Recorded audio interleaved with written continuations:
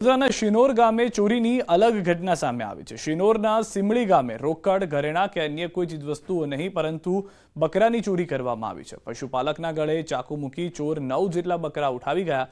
Car લઈને આવેલા 4 જેટલા બકરા ચોરો 9 બકરા ઉઠાવી ગયા છે। તેરસાથી સિમળી જવાના રસ્તા પર આવેલા નર્મદા કેનાલના નાળા પાસે ઘટના બની છે। સમગ્ર મામલે પશુપાલકોએ પોલીસને જાણ કરી। ધોળા દિવસે બકરા ચોરો આશરે 80 થી 90 હજારની કિંમતના બકરા ઉઠાવી જતા લોકોમાં ફફડાટ જોવા મળ્યો, જે મામલે પોલીસે તપાસ હાથ ધરી। आई गई भाई टपू बताई बवरियानो होता है फटाफट बकरा भरो मांडा घरा पर टपू मूक्यो।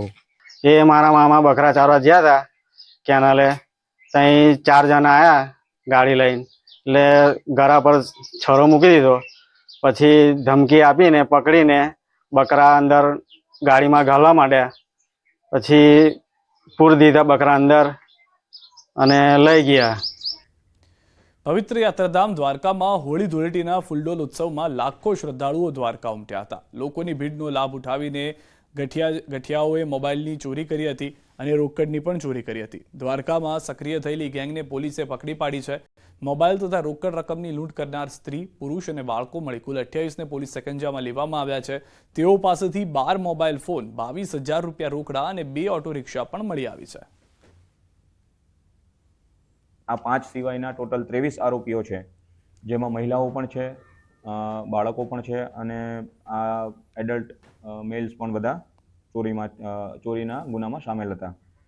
તો આ જે ગેંગ છે આખી 28 જણાની, એના વિરુદ્ધ 3 અલગ અલગ ગુના દાખલ કરેલા છે। એમાં તો ગુજરાતની અંદર 1, 2 નહીં પરંતુ 4 અલગ અલગ ઘટનાઓ છેલ્લા 12 કલાકની અંદર જ પ્રકાશમાં આવી ગઈ છે કે જેમાં વાહનની ચોરી હોય, મોબાઈલની ચોરી હોય, તસ્કરોનો જે તરખાટ છે તે ખુલ્લેઆમ જોવા મળી રહ્યો છે। સુરતમાં એટીએમ તોડવું અથવા તો એટીએમમાંથી પૈસાની ચોરીનો પ્રયાસ કરો, વડોદરાની અંદરથી બકરા ચોરી કરવી, 28 મોબાઈલ ચોર એક સાથે પકડાવવા, તો સતત ગુજરાતની અંદર કાયદા વ્યવસ્થાની પરિસ્થિતિ જે છે તેને લઈને નાગરિકો ચિંતામાં જોવા મળી રહ્યા છે।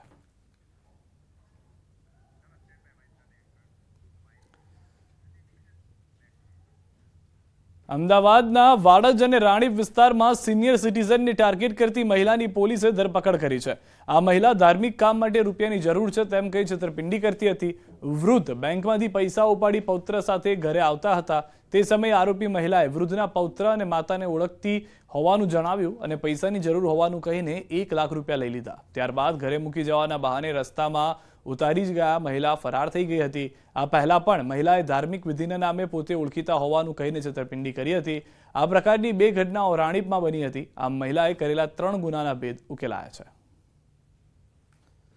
આ મહિલા આરોપીએ વિશ્વાસ કેળવીને નજીક જઈને હું તમને ઓળખું છું, તમારા ભાડુઆત થાઉં છું એમ કહીને તથા અન્યને મારે હવનની પૂજા સામગ્રી જોઈએ છે, હવન કરાવડાવવું છે, પ્રસાદ લેવા માટે જવું છે એમ કહીને વિશ્વાસ કેળવીને તેમની મીઠી મીઠી વાતોમાં લાવીને તેમ એકના પાસેથી 1,25,000 તથા અન્ય પાસેથી 30,000 રૂપિયા વિશ્વાસ કેળવી અને છેતરપિંડી કરી મેળવી અને છેતરપિંડીનો ગુનો રજીસ્ટર અત્રે કરવામાં આવેલ છે।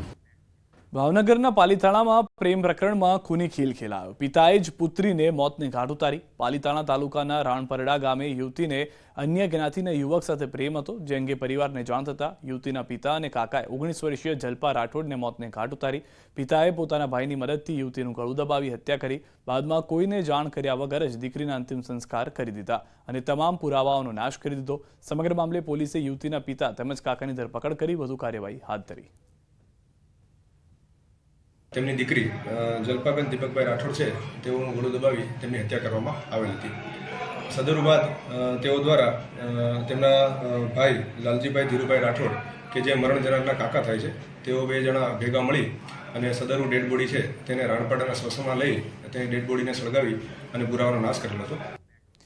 સુરતની કીમ નદીમાં માછલીઓના મોત પાનસરા નજીકની નદીમાં થયા હોવાની જાણકારી છે। પાનસરા નજીકની નદીમાં માછલીઓના મોત, સંખ્યાબંધ માછલીઓ મૃત હાલતમાં દેખાય।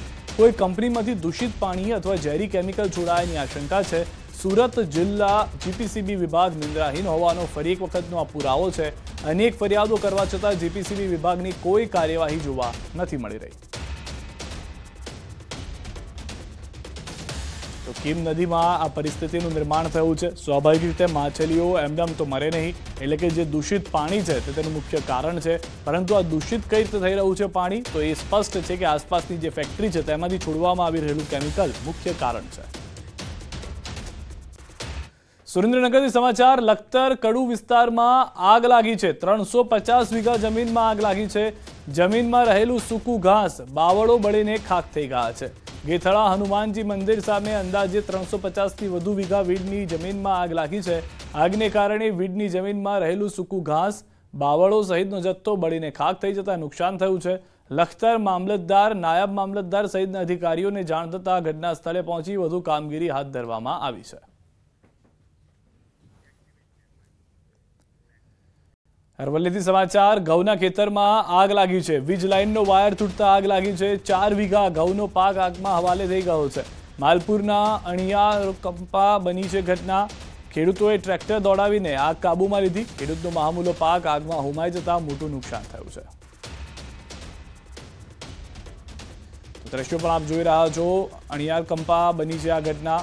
જે 4 વીઘા ઘઉંનો પાક છે તે આગના હવાલે થઈ ગયો છે. મોટું નુકસાન થયું છે. આસપાસથી લોકો આવ્યા હતા, પરંતુ વીજ લાઇનનો વાયર તૂટતા આગ એટલી ઝડપથી પ્રસરી ગઈ કે લોકોની મદદ લેવામાં આવવા છતાં આગ પર કાબુ મેળવવામાં સમયસર સફળતા ન મળી, જેના કારણે મોટું નુકસાન ખેડૂતને થવાનો વારો આવ્યો છે. તો અરવલ્લીમાં હોળીના દિવસે ડુંગર પર આગ લાગી છે. શામળાજી પાસે રાજસ્થાન બોર્ડર વિસ્તારમાં આગ લાગી છે. ડુંગર વિસ્તારમાં વિકરાળ આગ જોવા મળી રહી છે. શામળાજી ઉદયપુર હાઈવે પર ગોટે ગોટા દેખાયા. ડુંગર વિસ્તારની વનરાજી બળીને ખાખ થઈ ગઈ છે. હોળી સમયે બનતી હોય છે આગની ઘટના, ત્યારે આ ફરી એક વખત આગની ઘટના જોવા મળી રહી છે. તો અરવલ્લીની અંદર જ આ બે દ્રશ્યો અમે આપને બતાવીશું કે જ્યાં આગળ આગની ઘટના જોવા મળી રહી છે. એક તરફ શામળાજી પાસે રાજસ્થાન બોર્ડર વિસ્તારમાં આગની ઘટના છે, બીજી તરફ એક ખેડૂતને પણ 4 વીઘા જમીનમાં નુકસાની સહન કરવાનો વારો આવ્યો છે. અને ત્રીજા દ્રશ્યો સુરેન્દ્રનગરના છે કે જ્યાં પણ આગની ઘટના ઘટી છે. આખું જે 350 વીઘા જમીન છે તે આગના હવાલે થઈ ગઈ છે અને ખેડૂતને આ તરફ અરવલ્લીમાં નુકસાની વેઠવાનો વારો આવ્યો છે. વડોદરા શહેરમાંથી પસાર થતી ભૂખી કાંસને કોર્પોરેશન 41 કરોડના ખર્ચે કરશે ડાયવર્ટ. કોર્પોરેશને અલગ અલગ 2 ટેન્ડર કર્યા છે મંજૂર, જેમાં કેનાલની છાણી જકાતનાકા સર્કલ અને છાણી જકાતનાકા સર્કલથી નિઝામપુરા સ્મશાન ગૃહ સુધી ભૂખી કાંસને ડાયવર્ટ કરવાની કામગીરી શરૂ થઈ છે. સોખડાથી આવતું પાણી સીધું જ વિશ્વામિત્રી નદીમાં પસાર થાય તેવું પાલિકાનું આયોજન છે. 3 કિલોમીટર વિસ્તારમાં ભૂખી કાંસને પાલિકા 5 મહિનામાં કરશે ડાયવર્ટ. પાલિકાના નિર્ણયનો ઉત્તર ઝોન વિસ્તારમાં રહેતા નાગરિકો કરી રહ્યા છે વિરોધ. નાગરિકોએ કહ્યું કે ભૂખી કાંસને ડાયવર્ટ કરવાની જરૂર નથી. ભૂખી કાંસ પરના દબાણો દૂર કરવા જોઈએ. ભૂખી કાંસને ડાયવર્ટ કરશો તો સોસાયટીઓમાં ચોમાસામાં હજી પાણી ભરાશે. પાલિકા રૂપિયાનું વેડફાટ કરતી હોવાનો કોંગ્રેસનો આરોપ. સ્થાયી ચેરમેને કહ્યું કે ભૂખી કાંસને ડાયવર્ટ કરવાથી ઉત્તર ઝોનમાં આવતી સોસાયટીઓમાં પૂરના પાણી નહીં આવે. કાંસને રીરૂટ કરવાનું કામ આજે સ્થાયી સમિતિમાં મૂકવામાં આવ્યું. ખાસ કરીને ભૂખી કાંસને 2 સેક્શનમાં રીરૂટ કરવાની છે. પહેલો સેક્શન છે ભૂખી કાંસને કેનાલથી છાણી જકાતનાકા સુધી લગભગ 1300 મીટરનો એરિયા છે. 4.5 બાય મીટરની વરસાદી ચેનલ અને ક્લોઝ ચેનલ સ્લેબ સાથેની બનાવવાની છે, જેનો ખર્ચ લગભગ 18.44 કરોડ રૂપિયા વત્તા GST સાથેનો ખર્ચ છે.